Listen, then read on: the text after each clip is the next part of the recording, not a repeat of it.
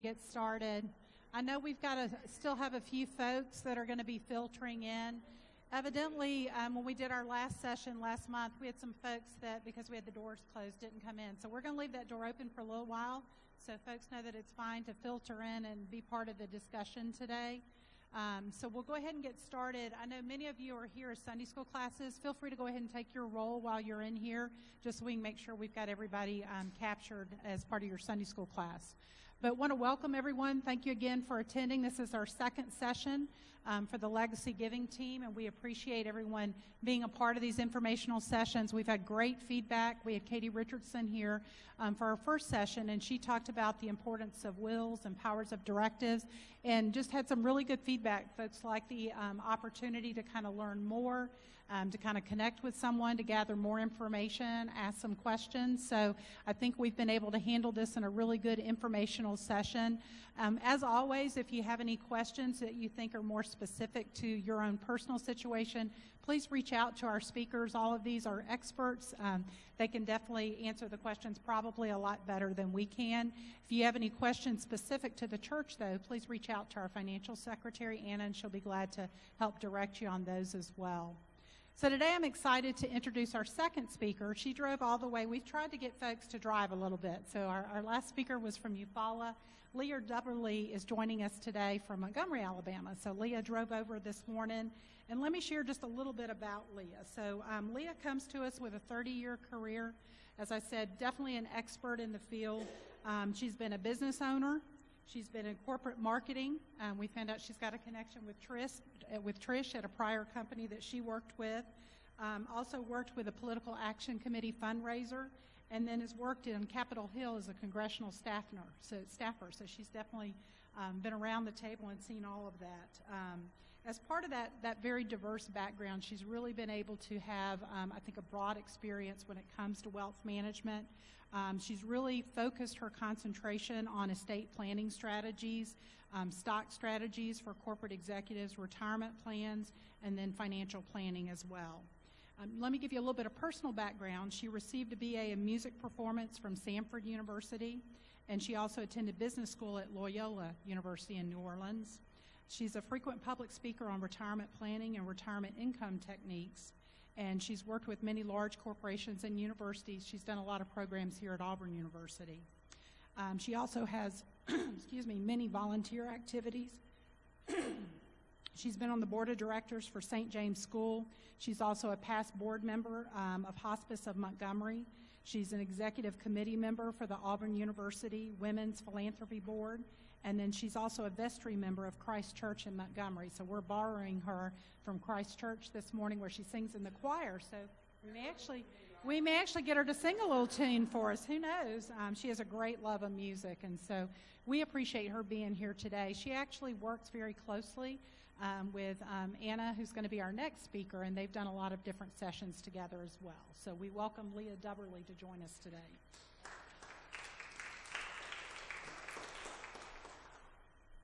Good morning.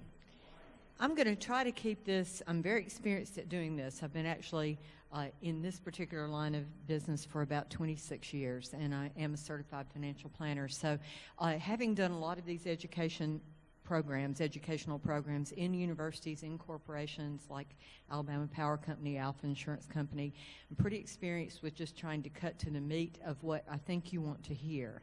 And what I like to do is promote question and answers at the end of the session.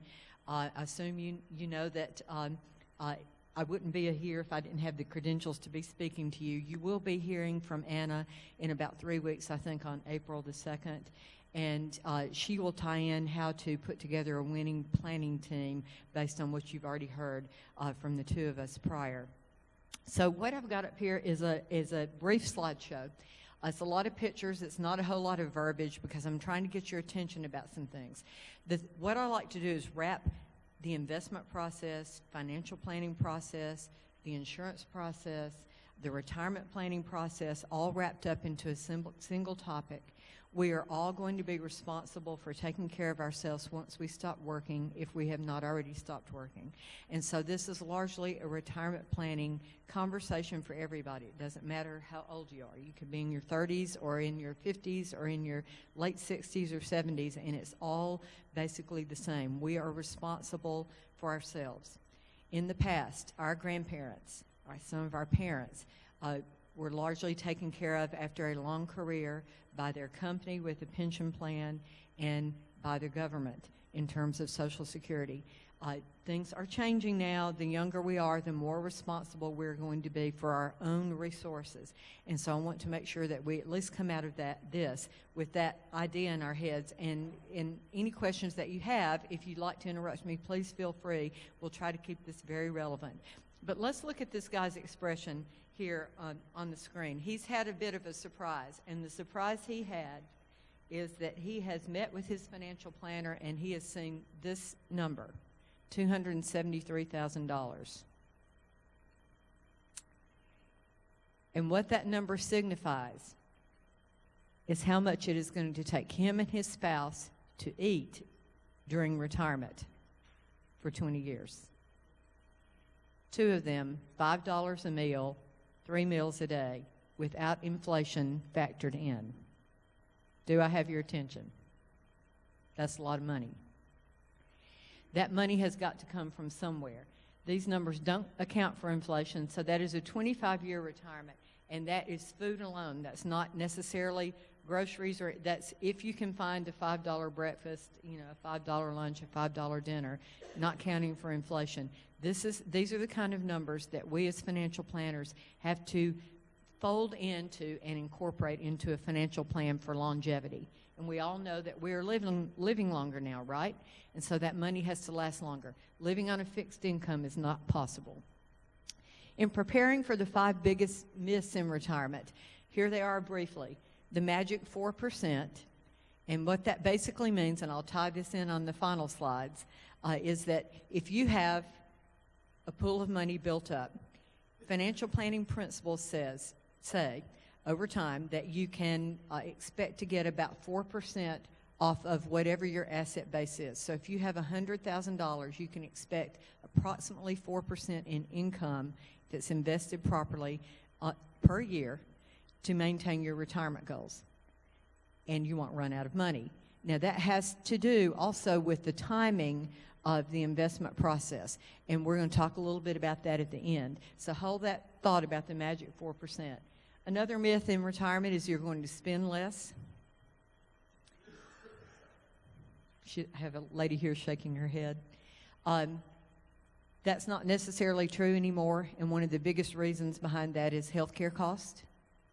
Hear this on the news every time you turn on the news. Does not matter what station you're listening to, what side of the aisle you're on. Healthcare costs are a huge expense for retirees and for anyone now. It doesn't matter the age. That when you're ready to retire or you become older, you should shift to bonds and stay away from stocks. That is a fallacy. Got to have some sort of growth. Bonds are also can be a risky investment depending on interest rates. That if you can take Social Security early, you should go ahead and do it. 25 years ago, when I would stand in front of a microphone, I would encourage people to take their Social Security early if they had done everything right. There's a 12-year catch-up period on that where you've given up some benefit if you go ahead and take it early. Now, with longevity and the numbers, the mortality numbers that are continuing to rise, we're no longer recommending that be the case. And there's some sophisticated techniques around Social Security for couples. Deferring taxes is always good. If you have a large IRA, we know what the tax rate is now. We're presuming we're going to get a tax break, hopefully, in the next year or so with some new legislation, but you don't always know that. And so if your retirement account gets very large, over a period until you become 70 and a half, and we do see these frequently, then the government is going to tell you how much money you have to take out. And sometimes it's more than you need or want. We have multiple clients who are in this situation. They're paying more taxes now than they would have if they had taken a steady income stream in the prior. So these are 5 basic myths about retirement planning. when you're doing a plan for yourself, for your family, for possibly multi-generations, you are going to have some areas that this financial planner is going to touch on for you. It's basically where, how, now, path. There are 4 things that you can control about your own situation. And those things are how long you work, if you're still working, how much you save into your retirement plans, your 401k, into your savings account, etc., how you invest what you save, and how high your expectations are in terms of how much money you want to live on during a period when you are no longer working and bringing home a paycheck. Those are the 4 things within your control. We can't control the markets. We can't control the event risk like a 9/11 or a financial industry meltdown. Those things are out of everybody's control. The only thing that you can control are those 4 things that we just mentioned. And so when you're meeting with your financial planner or someone who is helping you with your situation, those are the 4 things that they're going to address. Now, how do you find somebody who is, well, let's look at the goals, excuse me. The process of financial planning are the individual that you're sitting down with will ask you what your goals are, when you want to retire, how much you want to live on, any specific other goals you may have that you want incorporated in. Do you want to travel? Do you want a travel budget? This is one that we deal with quite frequently. Do you want health care costs to be visible to you? And we'll talk about that in a moment. I no longer allow health care costs in any financial plan that I do to be invisible because I consider that to be malpractice. I do know people who like to hide that because it's scary to a client to see those kind of costs going up here. I don't think that's the right thing to do. I think this is the world we live in, and people need to see what health care is going to cost them. And I'll tell you a little bit more about that in just a moment. Medicare is not free, is it? It's not for free. A lot of people think that is the case. And then there are a lot of other types of policies and costs that go in on top of that. So your goals, your investments, whether or not you have different insurance policies to manage your risk, taxes, how much you're going to pay. Many people in this room, if you're receiving Social Security or you're going to receive it in the future, will pay taxes on Social Security. Social Security is not a tax-free item given certain parameters. Some individuals will pay Social Security on up to 85% of their, taxes on up to 85% of their Social Security benefit.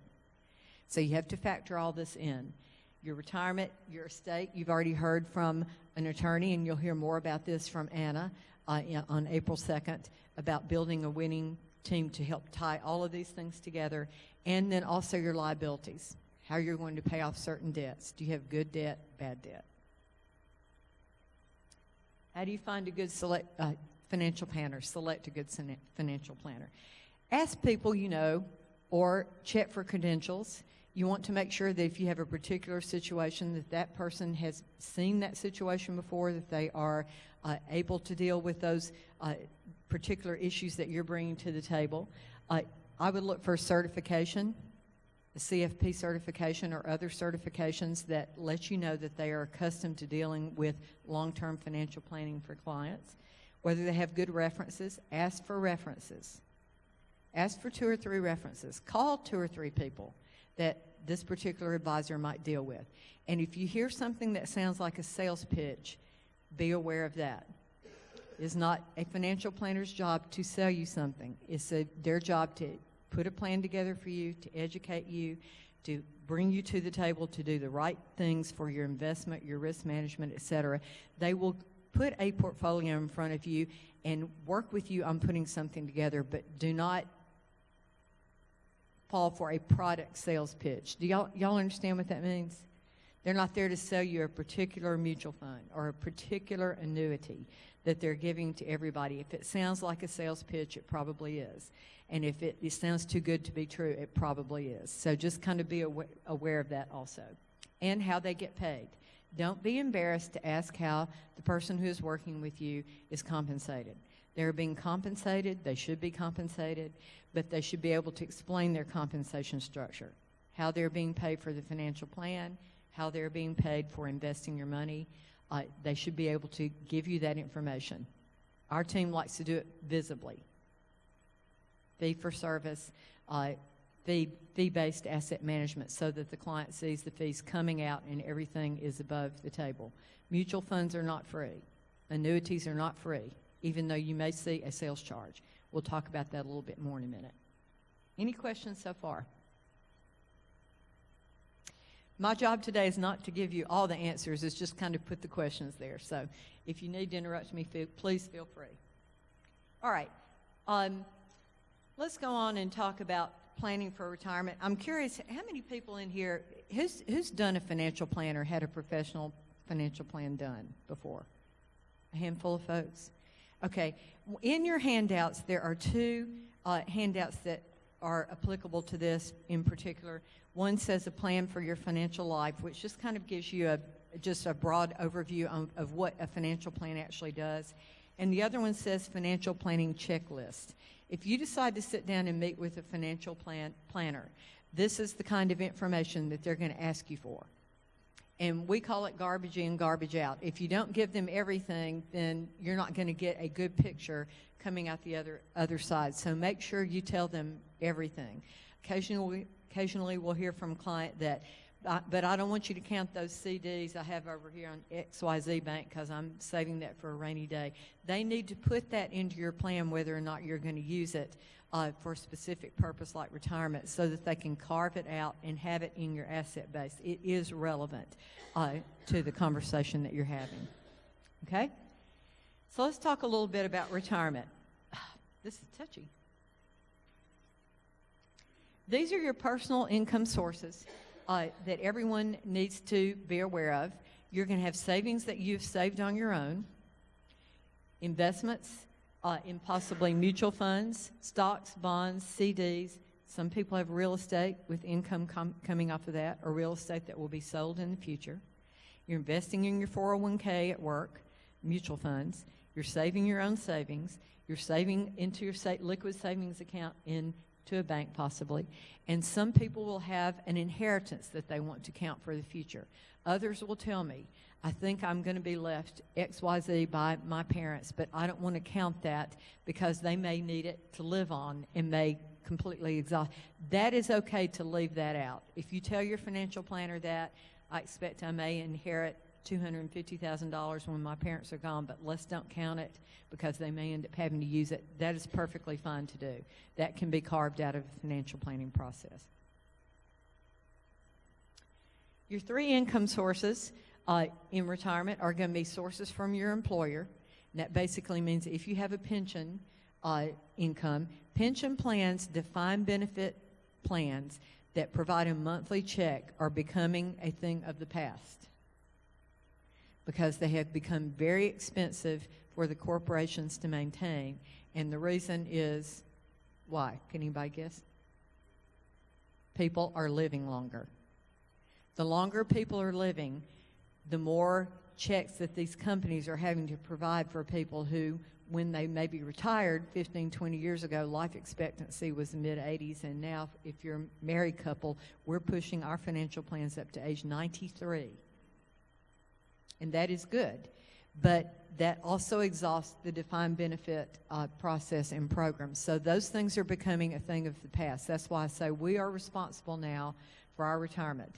You know, our grandparents maybe got a check for the remainder of their life. This is becoming a thing of the past. Government sources like Social Security or Social Security Disability, and then personal sources. So your personal source is going to be the biggest source for you in retirement. Yes, sir.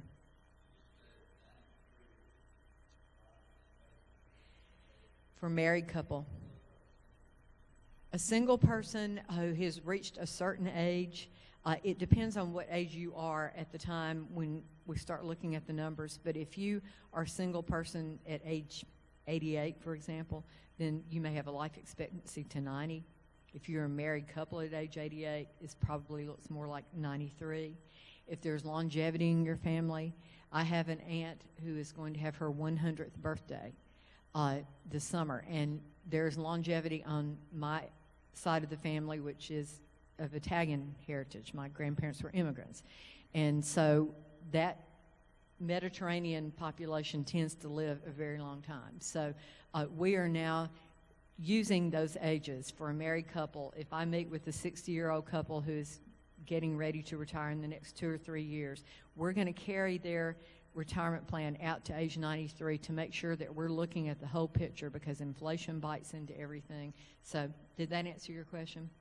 Yeah.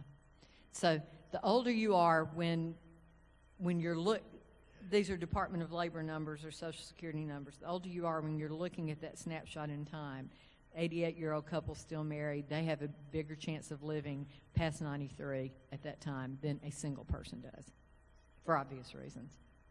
To keep each other healthy and going. All right, pension payment options. There are typically 2 options for pension plans. One is a lump sum retirement rollover, where the company will say, at your retirement, after your longevity, you've worked here for 25 years, which is becoming less and less common. Jobs are more portable now, but let's just say that is the case here. Or you're a state employee, or you're an employee at Auburn University. In some cases, you may be offered a lump sum, which means you can roll that amount out into an IRA rollover, have someone help you invest it, and provide your own income and leave it to your children. Other companies or government entities, more common, will give you a monthly check, and they will give you different choices on how you can take that monthly check or how you might be able to protect the survivor. Are y'all familiar with this? Okay, basically. So let's talk about that for just a moment. Also in the context of Social Security. You have a little handout like this. It says, should you claim your Social Security benefits earlier or later? And so if you have your benefit statement, they are no longer sending these out into the mail, the government, like we used to receive on a regular basis. SSA.gov, G-O-V, is the Social Security website if you want to go and look yours up for financial planning purposes. But the earlier you take it by this sheet, the more you sacrifice. If you take it early, as early as possible, you only receive 75% of your benefit, and it is a permanent reduction. Once you've done that, it cannot be altered. If you wait until full retirement age, you get 100% of the number they have calculated for you based on your earnings. And if you delay it till age 70, it's 132%. Most people cannot delay that long, but some can. And so factoring this into your financial plan is important. So that's a little worksheet for you. If you get onto the website or you are over 60 and you have received a mailer, you can check it out and look it up and see what your benefit would look like to delay or take it early. Okay. Let's look at a few techniques. Some people like to consider early retirement, which means pre-59 and a half in most financial planning language or in most people's minds. Why would that be pre-59 and a half? Why is 59 and a half the magic number? That's correct. At 59 and a half, you can take income out of an IRA rollover or your IRA that you've been saving into without paying the 10% penalty on top of the income tax. You're always going to pay income tax, but pre-59 and a half, there is a 10% penalty, except in certain circumstances. And the except is something that a lot of people don't understand. So let's talk just a moment about the rule of 72T. I have about 30 minutes on this that I do in certain corporations. We don't have that kind of time today, but I just kind of want you to be aware of the fact that there is something called the rule of 72T. All right. What that means is that there are 3 IRS-approved distribution methods to allow you to get money out of an IRA penalty-free before you're 59 and a half. And there is no minimum age limit.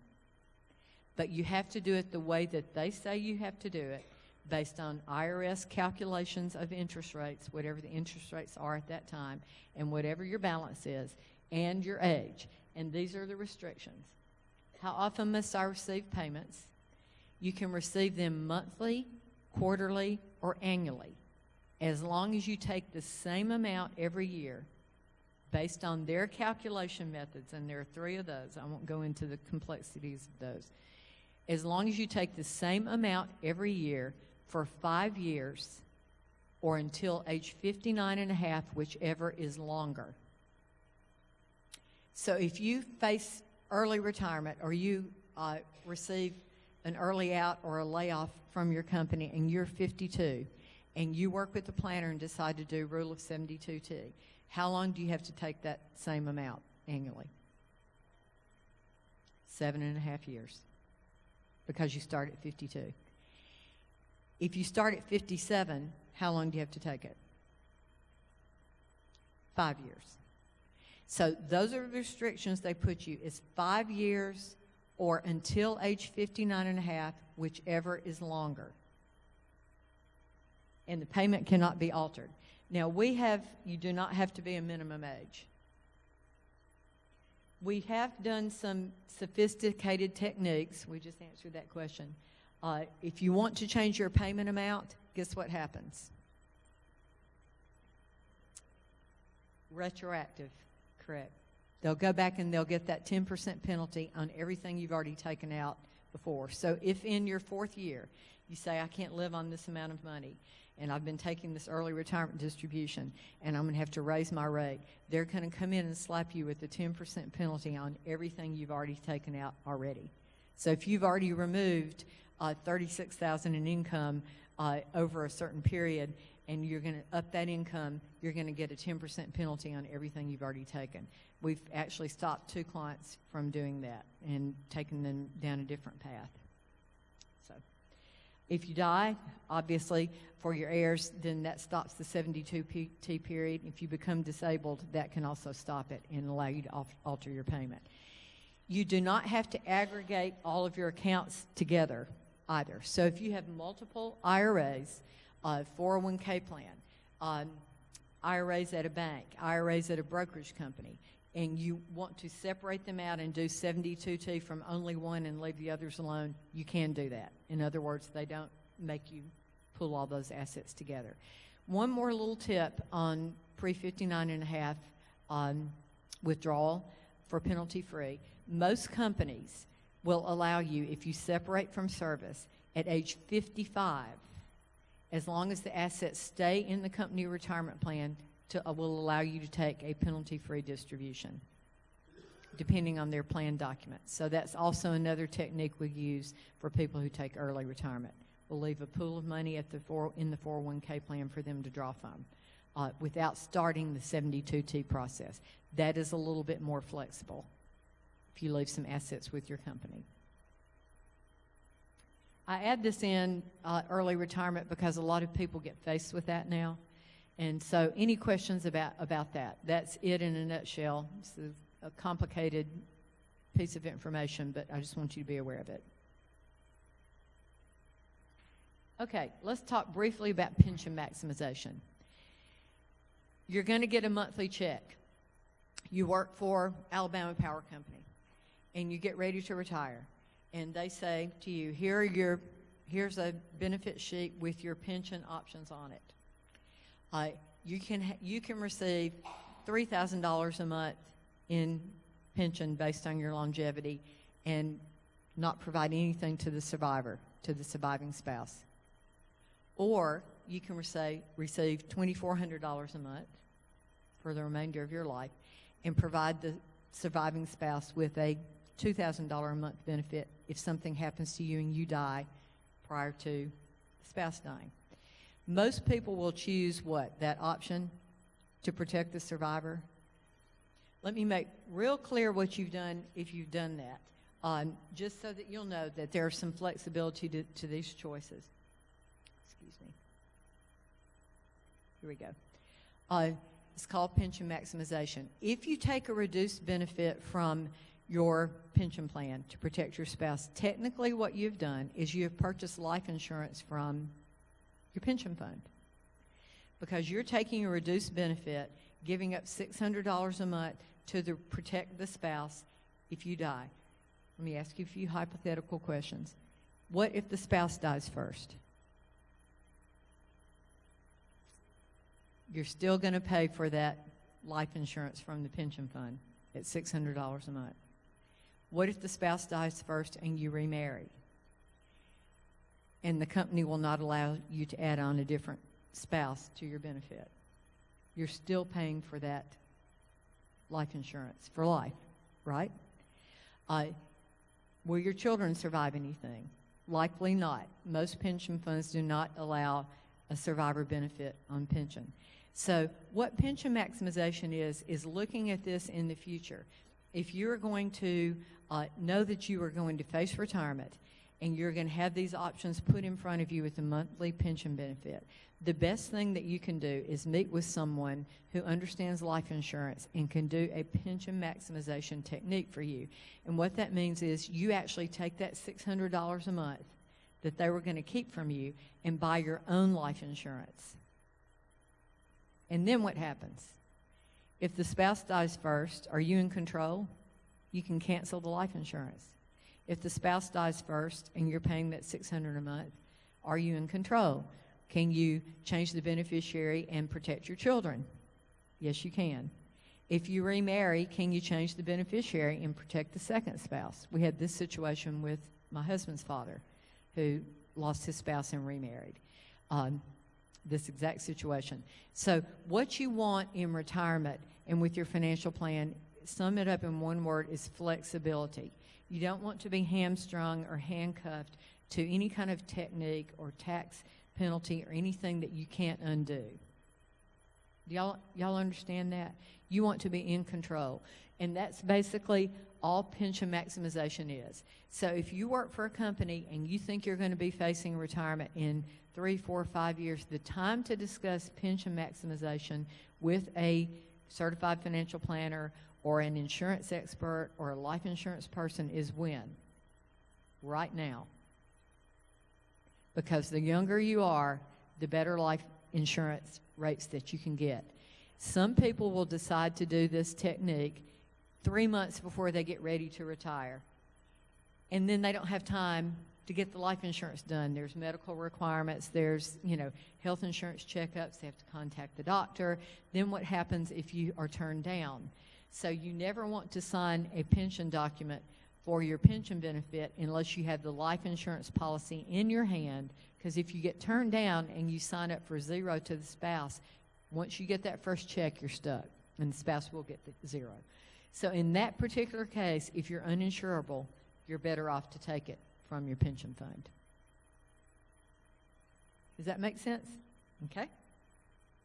I know this is a lot, but I'm just trying to hit the high points for you guys just to make sure that you've got some basic information. I'm not going to spend a lot of time on this, but I do want to make sure I address this, and this may be something that you can ask Anna Buckner about on April the 2nd. This is becoming increasingly important. It's called IRA Beneficiary Trust. Now, everybody in here who has an IRA has filled out a beneficiary form, right? And those beneficiary forms say, I want my primary beneficiary to be, and it's usually the spouse at 100%. And then I want my contingent beneficiaries to be, and you have 2 children, it's usually your 2 children at 50-50 if something happens to both spouses together, and that is the common beneficiary document. But unfortunately, for some situations, they are inflexible. Those beneficiary documents are inflexible. That's when you need to have an attorney in certain situations to draw up an IRA beneficiary trust. And let's just look at these circumstances. Maybe somebody you know. You have a corporate executive, 30 years of longevity with the corporation. His spouse has a health and substance abuse issue. The spouse is non-working, cannot maintain employment, has a 24-year-old son, successful Auburn graduate, just starting a career. Now, if that individual has a $2 million IRA rollover, which is something that we see fairly regularly, and he leaves that 100% to his spouse and she has a substance abuse problem, is there likely to be a problem? What if she remarries with the substance abuse problem and puts the second husband on as beneficiary, and then the son is skipped as a lineal descendant? Are y'all following me there? You want to be able to spell this out. So an IRA beneficiary trust would allow him to say, I want income only to go to my spouse, and I want the principal protected for my son. You cannot do that on a regular beneficiary form. A late in life remarriage. Corporate executive has substantial IRA rollover assets. He wants the second wife to be protected with income, but he wants the remainder of his IRA only to go to his lineal descendants, and they've both got children. Are y'all following me there? We see this fairly at least twice a year. Dementia. This is another problem with a primary beneficiary where you might want to have a trust drawn up. They're not capable of managing the assets or making the decision.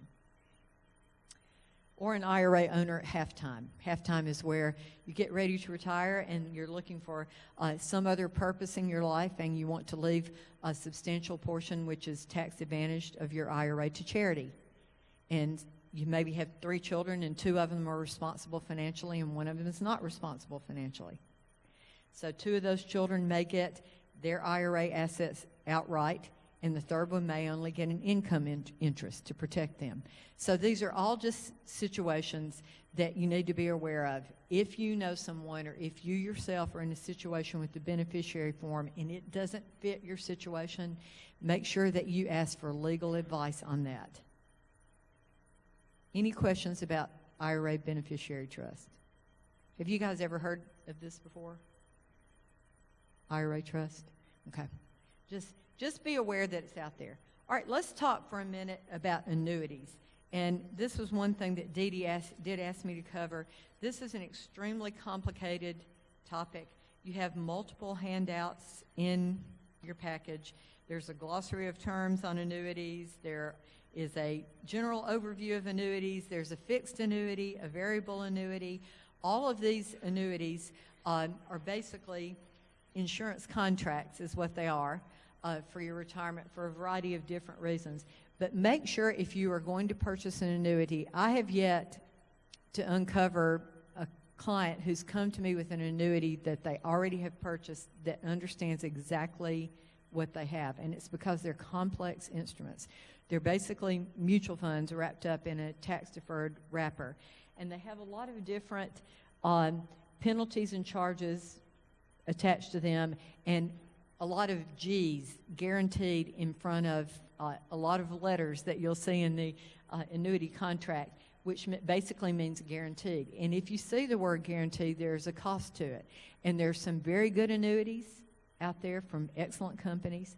And then I've seen some that clients have held for 10, 12 years that still have penalties and charges attached to them, and it's really unbelievable what they were sold. So you just want to make sure that you understand the types of guaranteed benefits if you're interested in buying an annuity. So if you see GMWB, that's Guaranteed Minimum Withdrawal Benefit, Guaranteed Minimum Income Benefit, Guaranteed Minimum Annuity Benefit, and that's tongue tire, Guaranteed Minimum Death Benefit. All of those guarantees, the G, means that there's like a rider or an extra charge inside that annuity that is being netted out of your return. You will not see it. But if you have bought a variable annuity, it's mutual funds with some other guaranteed riders that you have had added on top of it based on what you said you wanted or what you were sold. So just be aware that if you're looking at an annuity, they can be very expensive. There are some good ones. There are some very bad ones. When we use them, we only use a couple of companies. Lincoln is one that we happen to like. Some of them can fluctuate with the market. Some of them are fixed. Some of them have step-up complicated benefits attached to them.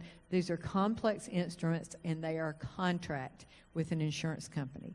So just be aware if you're looking at it as an annuity for part of your retirement plan, which can be a wise move, that you understand what kind of annuity you're buying and what you are paying for, and have that explained to you very well, because it is complicated. If you don't understand it, ask for a better explanation. And if the person who is meeting with you about it cannot explain it to you fully, then find somebody who can. These are very complex instruments, and they can be costly. Mutual funds, different share classes, different charges. The fees are invisible. This is what most of us small investors are accustomed to because they're largely inside of 401k plans, but they are not for free. And so if you purchase them, there are internal charges that are being netted out of the return. Most 401k plans have negotiated those down as far in certain share classes as they can for their employees. But just be aware of that. If you are if you're at a bank or a brokerage firm and you're investing in an annuity, and you're not paying an upfront sales charge, there are contingent deferred sales charges underneath those underlying investments. So ask questions. That's what I'm trying to promote to you. Ask questions about what you're purchasing.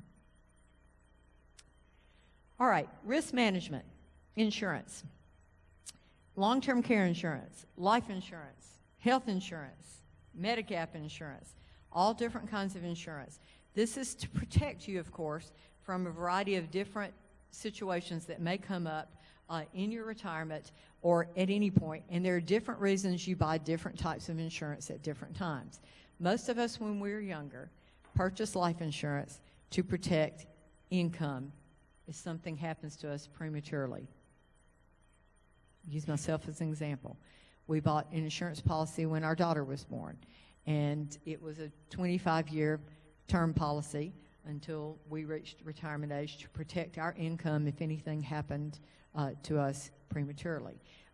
That is, a policy that will run out at a certain age because now she's 25 years old, she's working, she has her own job. The need for that particular type of insurance is no longer there. Some couples buy it together to pay estate taxes. Some people use it almost like a savings account. So there are a lot of different reasons to have insurance. Insurance policies, if they are whole life, variable, universal life, are somewhat like an investment. They need to be reviewed on a fairly regular basis by whoever sold it to you or by a financial planner, because they are dependent on mortality rates and underlying movement of certain markets, whether they're variable or interest rates or whatever might be the case based on that particular policy. So get someone to review these with you fairly regularly. You may not have what you thought you had. See it all the time. See it all the time with long-term care policies also. Client purchase, I'm pretty thorough. Have a checklist, financial planning checklist. Up until about 3 years ago, go through the checklist with clients. Do you have a long-term care policy? And they say, yes, they do. You check the box, yes, they do. They bought it 25 years ago from an insurance person, and it came from John Hancock. Good company. Unfortunately, as these people started to age, they aged out of their long-term care policy without realizing what was going to happen. They would come into our office at about 79 years old, waiving a premium increase if they wanted to keep their policy up to 80% of an increase, or they were going to lose their benefit down to about 20% of what they had been paying for over mortality. Because 25 years ago, when these policies were invented and sold, mortality rates were totally different then. And so it's like the defined benefit pension plan program. These insurance companies are paying out longer and y'all see where I'm going with this? And so now, for people who can afford to do this, we are recommending that individuals look at what we call self-insuring their long-term care. And one of the ways to do this is if you have a life insurance policy that has built up cash value of any substance over a long period of time, and you really no longer need the life insurance because your kids are now grown and you just got the cash value sitting out there, and it's kind of like a savings account to you. Y'all following me? You can do what we call a 1035 exchange into a long-term care policy with a life insurance rider that is your money. It's always your money. If you want to remove it, you can. If you never use it, it goes to the beneficiary. So it's not a use it or lose it type of vehicle like the original long-term care policies that my father-in-law paid on that he never used because he never went into a facility. He died at 84 after a very brief illness. And so he paid for years and years on a policy that he never received any benefit for. So if you have one of those types of policies, ask questions about it. If you have life insurance with substantive cash value built up, and you don't need that life insurance anymore, you don't think you do, investigate exchanging that for a long-term care insurance policy. This is a complicated kind of topic. If you require some more information and you would like to email me, I'll be happy to send it to you. But just be aware that this kind of vehicle is out there now where you maintain what? That big word, flexibility.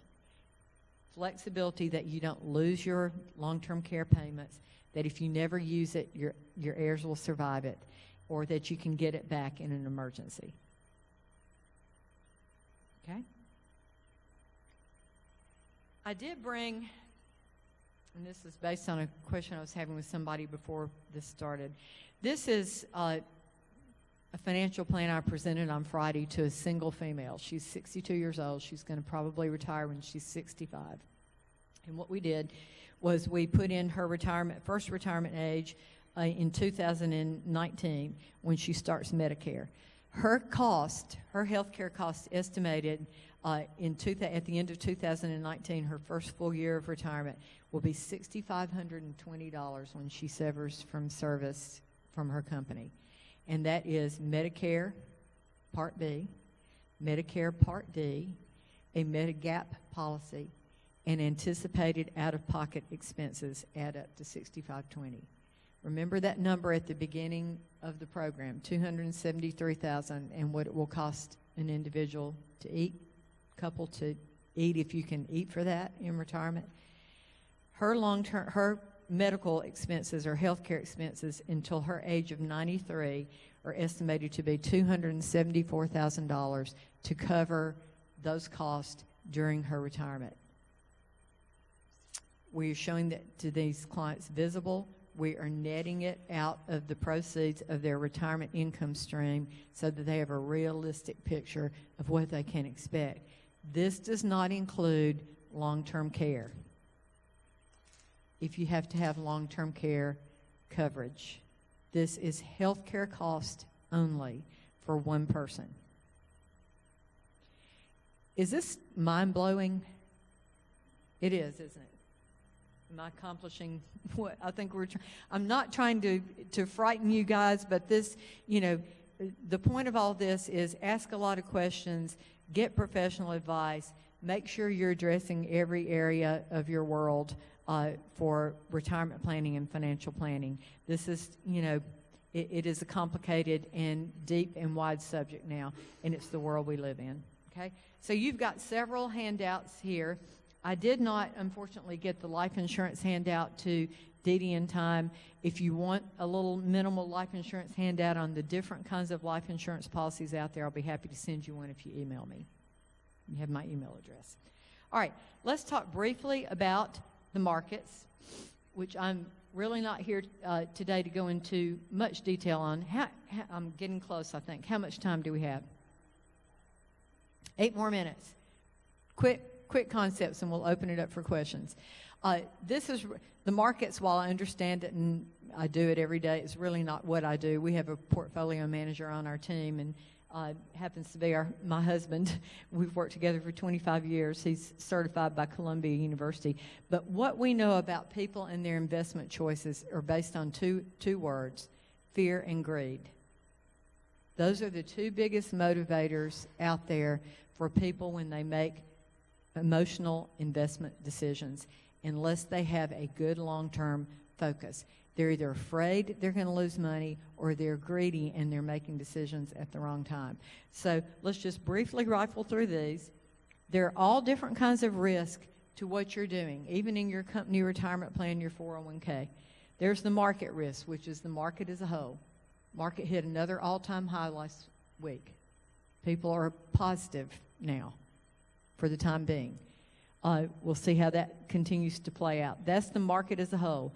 The business risk, the risk that an individual business is at risk that might go under for someone, for some reason. We were talking earlier about a particular financial institution that happened to here in the state as a result of a sector crisis, and we had a bank failure. That is the risk of a particular business. The interest rate risk, interest rates rising, bond prices falling, low interest rates, can't get any interest income off of a CD. They've been virtually nothing. That is the interest rate risk. The risk of inflation, which over time we know that every year things cost a little bit more, and the risk of an event like a 9/11, something you cannot anticipate. All of those things will drive the market in some way. As long as you are well spread out, allocated, and you're not being motivated by fear or greed, over the long term, everything will be fine. All right. This is the last slide I'm going to put up here, and then we'll open it up for questions. And this is one that my husband did for me. Capital needed to produce income in retirement. And this is just an idea for you all over a 30-year retirement. Inflation rate and 3% annually. Average investment return is 6%. This is not a shoot the lights out market return. This is a common sense asset allocated average return over retirement. Your pre-tax capital to generate $1,000 a month safely in retirement and factor in inflation over 30 years has got to be around $237,000 to generate $1,000 in income. So if you need $3,000 a month plus your Social Security benefit and anything else that you've got going on, look at what that number looks like. This is how you see in magazines and newspapers, do you have $1 million to retire on? This is where they're getting these numbers. And they're factoring in inflation on top of it. Have to be aware of inflation. Inflation in healthcare, inflation in purchasing power, just inflation in general. Okay. All right. I'm going to forego the last 2 or 3 slides and open it up for questions. Yes, sir. What would you say is a reasonable number of sources of income in retirement? I mean, is it dependent on, you know, a particular source that may be a greater asset to you, or are there a recommended number? Let's go back to the one that we know we know that everybody will have, first of all, which is Social Security. That is a source that we all know we're going to have. Financial planners who are smart and savvy are now looking at that like an asset. And I don't look at it necessarily so much as a monthly income anymore. I look at it in terms of longevity as a total asset for retirement. So I'll look at both couples. There's some techniques where we have one couple take it early, one member of the couple take it early, one spouse, the other spouse delay till 70, and you're looking at the total asset base. So that is one that most people have, okay? Then some people have a pension. The biggest retirement source that we are all responsible for now is what we save into our own company retirement plans, our 401k, our employee savings account, etc. Then some people will purchase annuities along the way to supplement incomes like that. Investing outside in mutual funds, dollar cost averaging on a monthly basis is an important technique. So when all is said and done, sometimes inheritance will factor in. There are probably about 4 or 5 sources of income that people are drawing monthly income from to come up with some of these numbers in retirement. Did that answer your question? Social Security is an asset, guys. And a financial planner needs to look at your longevity in your family and what that total asset is over a 25-year retirement, how to maximize it. We got very smart about this the last 5 years, and the government took 2 techniques away from people like me last year before the prior administration ran out, and that was called step up and file and suspend Social Security technique for spouses, where we were doing these sophisticated start and stop things, and they've taken it off the table now. So we're back to early and later, but there are ways to maximize Social Security also. Yes. One more question? Yes, ma'am. There are, as long as it is done prior to you taking that first check. It has to be done early, yes, because once the first check has been taken, it is, if you take it early, it's a permanent reduction. You know, if you're already into Social Security income stream, there's really no way to alter it except they give you a little cost of living adjustment periodically. These are techniques that will maximize Social Security for people before they actually sign the paperwork and take the first check. It's very important to remember that. So if you're in an age bracket where you're considering taking early Social Security, you're 61, you're looking at it and thinking, I'm going to go ahead and pull the trigger and take that check early, don't do it without having an analysis run on both spouses as to what would maximize it.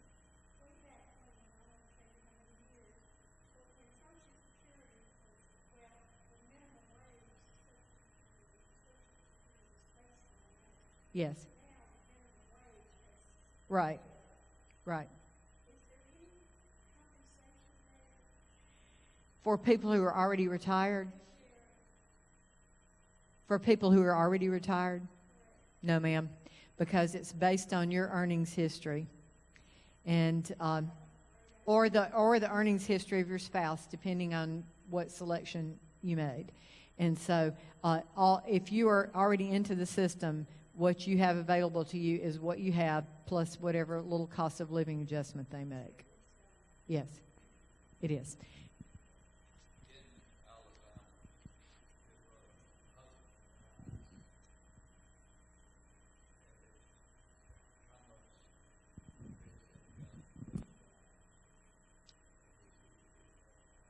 In terms of Social Security benefit, he's asking about a survivor benefit, and that can be a complex topic also. I'll be happy to send you some information on that. Yes, the widow does survive the husband's benefit, and it depends if she was also an income earner, and she, for example, let's say she's not receiving hers yet, and hers happened to be a greater benefit than his, which occasionally will happen, then at her full retirement age, she will receive the greater benefit of the two.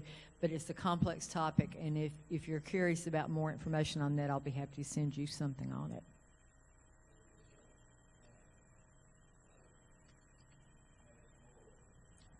She will be a survivor of his benefit. Depends on, yes, the greater of the two benefits. Sometimes there's a hybrid. It depends on ages and other things too. So, yes, but she will survive it. Yes. In the materials that you have, there is a brochure that has my email address on it. And if you will email me, I want Social Security information workbook, I'll be happy to, whatever it is you want, something on annuities, et cetera, then I'll be happy to do that. And then you can ask me your individual situation, and I can address that. Just want to wrap up here so we can get things ready for the 11 o'clock service. But a big thank you to Leah. She is super qualified and very competent. And Was this what you got? it was great. So thank you. And I need Leah to thank her choir director, because I'm sure they missed the Sanford music major this morning. So we'll close up. I'll ask Tut to come up and close us out with prayer, if you would. So that'd be perfect.